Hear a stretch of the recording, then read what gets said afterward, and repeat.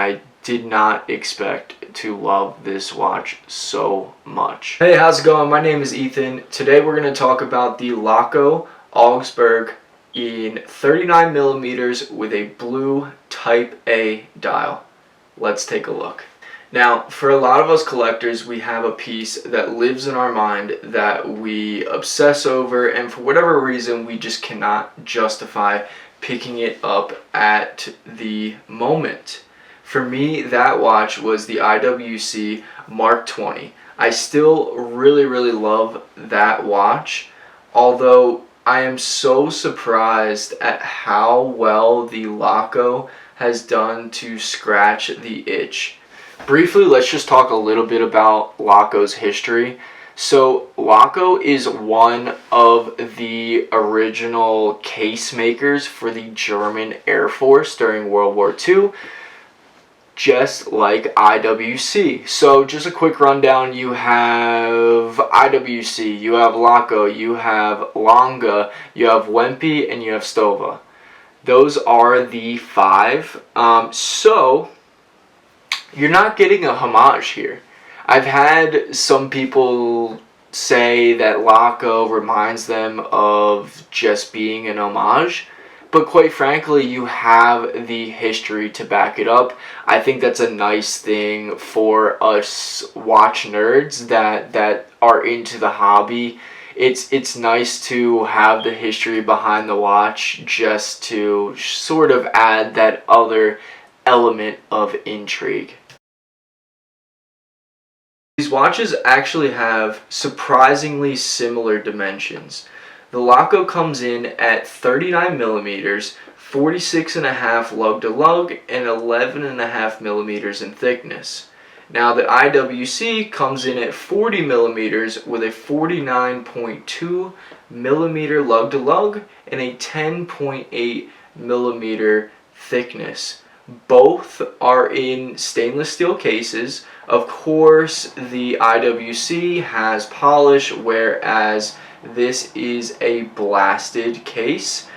It's obviously not on par with the construction with the IWC, but you get a blue Sunburst Type A Flieger style dial, just like the IWC, with a sapphire crystal on top. Now, when it comes to the movement, this particular Laco is the Laco 21, which is just a Miyota movement with their own rotor slapped on the back. The IWC caliber, my understanding, the 32111, is essentially a heavily modified Sellita SW300-1. So, I mean, you're still getting obviously a better movement in the IWC with a 5-day power reserve, 120 hours, which is very nice compared to the 42 of the Laco. Of course, that has a screw down crown with 100 meters on the IWC compared to a push-pull crown on the Laco at 50 meters. Both come with Superluminova. The Superluminova on the Laco specifically is C3.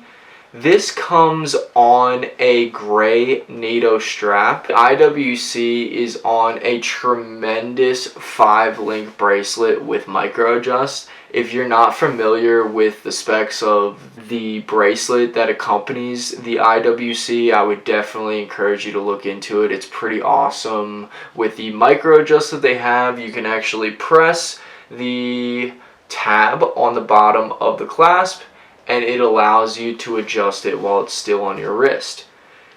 Obviously, a little different approach here. I replaced the strap on this, just have sort of an NDC style elastic band on here. Very super comfortable. But when it comes to the weight, this is about 70 to 80 grams on the strap compared to 110 grams with the IWC. When we talk about price, this is essentially what got this watch into my collection, and I really was skeptical a little bit on how I would like this watch. I had been obsessing over the IWC for quite some time, and I saw this pop up on Black Friday there was a minimal discount. It was $390, which it typically is the $410 full retail price from Laco. I saw this on LongIslandWatch.com with the Black Friday discount. I was shopping for a watch for my brother for Christmas and just happened to come across this and ended up pulling the trigger and figured, I don't know, if I didn't like it, I would get rid of it. And I really didn't expect to like it as much as I do. It is super wearable for me with a little bit over a 6.5 inch wrist. You can kind of see for sizing with my Tudor Pelagos here. I'm going to slap this on the wrist real quick and we can just take a look at how that fits. Again, really super comfortable on these elastic NDC style straps. I got this from Cheapest NATO straps, but I really like this look and the comfortability, the wearability with this lug-to-lug in tandem with the 39mm size is honestly just perfect for my wrist. I really love how legible this watch is. Of course, being a pilot's watch, that's what it's made for. This is my first pilot's watch, so I am really enjoying this. And I honestly, I would love the IWC, but I am in no rush. I wear this way more than I thought I would. Another thing that I like about this watch is you can notice that it has no date window. Without the date window, I'm able to rotate through my different watch collection, and this is often one that I'll just pick up, give it a couple winds, set the time, and I'm good to go. There's no fiddling with the date. Was just wearing the Tudor Pelagos. This is a SEIKO Willard. It is not the correct date on here.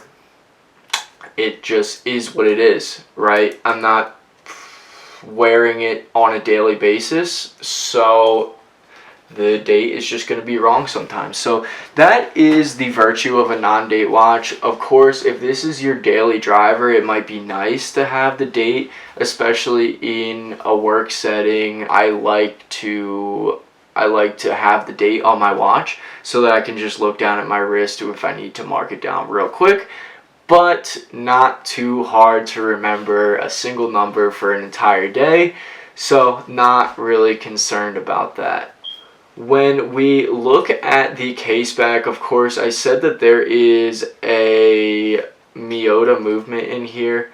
Let me see if you can see that. The open case back is actually a cool feature.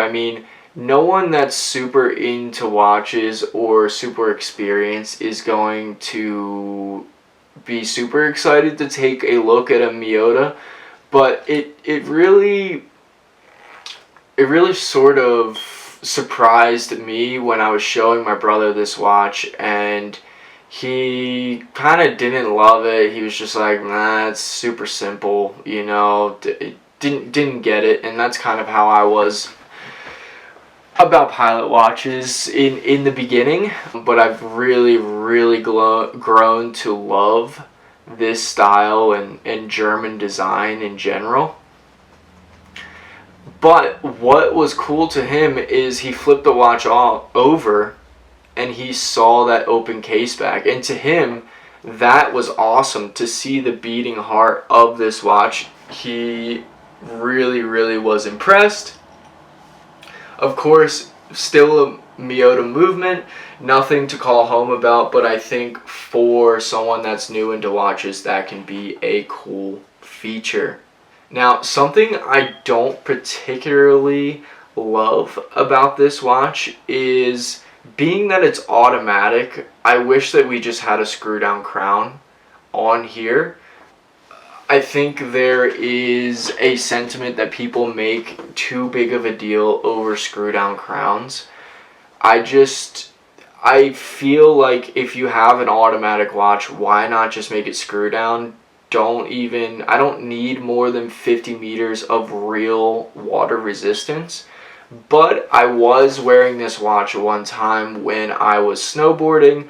I looked down and I noticed that crown was popped out. So if snow were to get in between my jacket, in between the gloves, anything like that, that could make for maybe not a great experience. So that would be one of my gripes with this watch. Now obviously this watch is no IWC. The IWC is going to be not only better finished, it has a longer power reserve, and overall is a more high quality watch. The legibility on that IWC is outstanding. That the way that they were able to make the lume plots so crystal clear white, so vibrant, it is so beautiful. It just jumps right off of your wrist. This is very, very legible. Something that I also would note in the cons category, something that bothers me a little bit, is the lume on the hands is very good, but it is slightly tinted green. I wish that we just kept with the white to match the rest of the numerals. It's not a huge deal, but that is something that I would put in the con category. Another thing with this watch, if you really want the IWC feel, that Mark XX comes on that fabulous 5-link bracelet. Laco also sells a 5-link option for their watches. Now this is the basic Pilot, I believe, on their website. It is unclear to me whether you can pair their 5-link bracelet with this watch. I had reached out to their website and their consultant on the website, and I recall them saying that it was not compatible, but there are options to opt for the 19mm lug width that this comes with, so I am tempted to try it out. The only thing is the cost of the bracelet is about a fourth of the cost of the watch. I just did not really feel as though it was justified to spend $120 on a bracelet for a $400 watch. If this was my only watch, I would totally do that. But honestly, these stretchy NDC style straps and frankly NATO straps have been really comfortable with this watch, and I love just tossing this on when I am looking for something casual, something very comfortable. Don't even think about it on the wrist. Of course, you can go the cheap route like I did on cheapestnatostraps.com, and I just got a bunch of different options for this watch, and it's been working exceptionally. Like I said, it's not my daily driver, so just a fun thing to throw on. But super legible. It's hard to even look at this watch and not tell the time. That's how legible this watch is.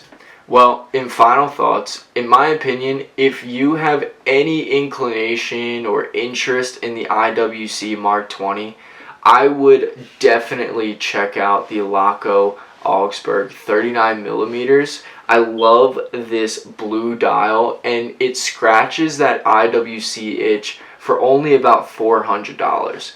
It's really hard to beat, and I don't really see this going anywhere. Well, you tell me what you think. Thank you so much for tuning in, and drop a question if you have it in the comments. Happy to respond to any and all. Really appreciate you, and you have a good day. Remember, use your watches. Thank you. I had originally filmed this video outside in Wind River Canyon, and I guess fitting for the name, the wind was just so bad that the audio was just unlistenable. I sort of bent the knee and decided to come into this this indoor setting, but we'll try and figure out some more nature things. But it'd be nice to have this studio set up also that I can just come in and film. So we'll see what we do. Probably a mixture of the two.